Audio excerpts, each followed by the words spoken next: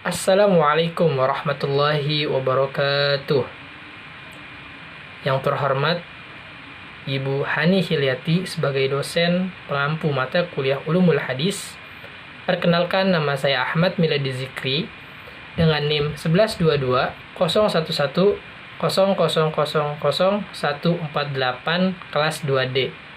Izinkan saya untuk melaksanakan tugas ujian akhir semester, yaitu menjawab beberapa soal. Soal yang pertama, apakah hadis hasan bisa naik derajatnya menjadi hadis sahih? Jelaskan alasannya. Hadis yang awalnya hasan bisa naik derajatnya menjadi hadis yang sahih, karena nantinya hadis hasan itu disebut sebagai sahih li ghairihi, yaitu hadis sahih karena faktor dari hadis yang lain. Hadis sahih li ghairihi ini adalah hadis hasan li zatihi, yang diperkuat dengan adanya riwayat lain yang serupa atau bahkan lebih kuat. Dinamakan sahih li ghairihi karena keasliannya bukan berasal dari riwayat aslinya sendiri, tapi kesahihannya itu memerlukan riwayat dari yang lainnya. Perlu penguatan dari riwayat yang lainnya, perlu dukungan dari riwayat lainnya. Jadi hadis hasan itu bisa naik derajatnya menjadi sahih apabila ada riwayat yang menguatkan hadis tersebut. Selanjutnya soal yang kedua. Bagaimana cara untuk melakukan kegiatan takhrij hadis? Sebelumnya, takhrij itu apa sih? Nah, takhrij secara bahasa itu menetapkan, mengeluarkan, menerbitkan, dan menyebutkan. Nah, jadi secara istilah dapat dikatakan bahwasannya takhrij hadis itu menyebutkan sanad-sanad lain beberapa hadis yang terdapat dalam sebuah kitab. Penyebutan beberapa sanad tersebut dalam suatu bab memperkuat posisi sanad dan menambah ragam dalam matan. Nah, yang ditanyakan cara melakukannya bagaimana? Nah, caranya itu ada 5. Yang pertama, ada tahrij bil lafzi. Tahrij dengan kata. Tahrij bil lafzi adalah penelusuran hadis melalui kata atau lafal matan hadis, baik dari permulaannya, pertengahannya, ataupun akhiran dari hadis tersebut. Nah, yang kedua itu ada tahrij bil maudu, yaitu tahrij dengan tema. Penelusuran hadis yang didasarkan pada topik, misalnya bab al-khotam, al-ghusl, al-adiyah, dan lain-lain.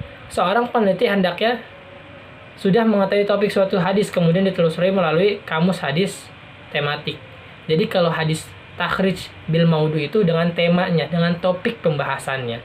Nah, yang ketiga ada tahrij bi awal matan, yaitu tahrij permulaan awal matan.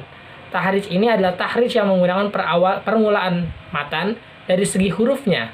Semisal, huruf awalnya itu mim, maka dicari pada bab mim.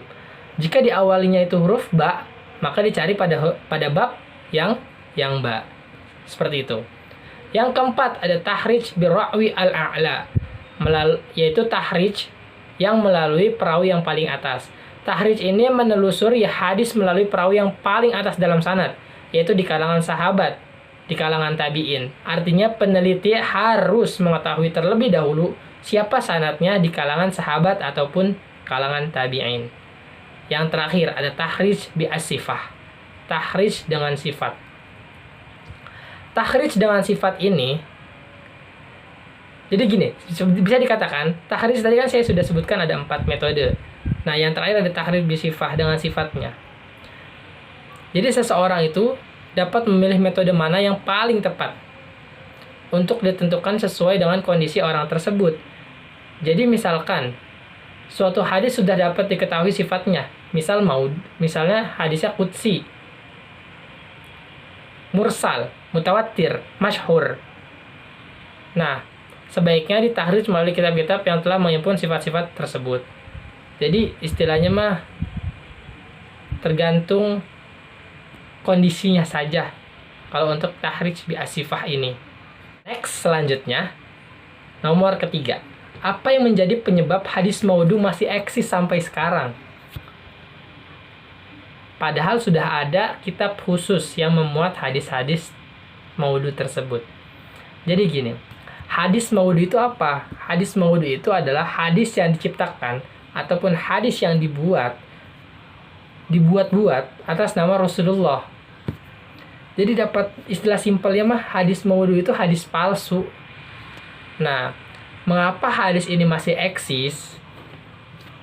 Karena isi dari hadis maudhu itu rata-rata melebih-lebihkan sesuatu sampai di luar batasan pada umumnya gitu. Sehingga orang-orang yang mendengar ataupun membacanya tergiur untuk mengamalkan hadis tersebut gitu. Contohnya, semisal puasa Arafah. Misalkan di dalam hadis maudhu itu dikatakan bahwasanya barang siapa yang berpuasa Arafah, maka akan diampuni dosa-dosanya seumur hidup misalnya. Nah, itu kan terlalu berlebihan. Kalau hadis yang pada umumnya kan barang siapa yang berpuasa di bulan Arafah, itu akan diampuni dosa 1 tahun sebelumnya dan 1 tahun yang akan datang. Jadi seperti itu. Pada intinya hadis maudhu itu tidak bisa diamalkan. Tidak boleh malah diamalkan. Tapi kita beramal dengan ayat atau hadis yang sahih yang menunjukkan kepada makna tersebut, seperti tadi yang sudah saya contohkan tentang puasa Arafah.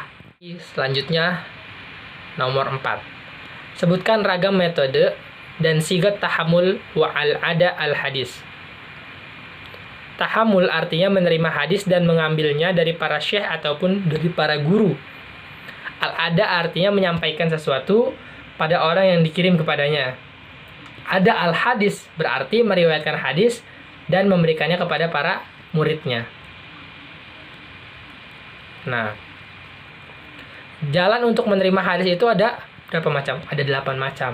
Yang pertama ada as-sama, al-qiraah, al-ijazah, al-munawwalah, al-kitabah, al-i'lam, al-wasiyah, dan al-wijadah. As-sama artinya mendengar lafaz dari guru. Al-qiraah artinya membaca kepada guru. Yang ketiga itu al-ijazah, adalah seorang guru memberikan izin kepada muridnya ataupun kepada santrinya untuk melakukan periwayatan hadis atau kitab kepada seseorang atau orang-orang yang lainnya. Yang keempat ada al-munawwalah, artinya menyerahkan, yakni seorang guru memberikan sebuah materi tertulis kepada seseorang untuk meriwayatkannya. Al-kitabah, yang kelima al-kitabah, yaitu seorang syekh menulis sendiri atau menyuruh orang lain untuk menulis riwayatnya pada orang yang hadir di tempatnya ataupun yang tidak hadir di tempatnya.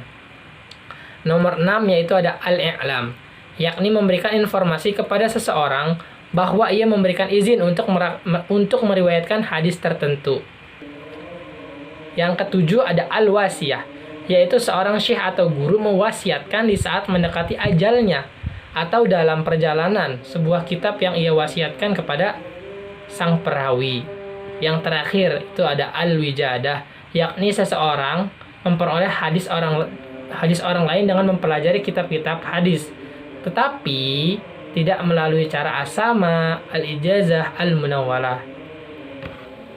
Kurang lebih itu saja yang bisa saya sampaikan dan saya jawab. Kurang lebihnya saya mohon maaf. Wabillahi taufiq wal hidayah. Wassalamualaikum warahmatullahi wabarakatuh.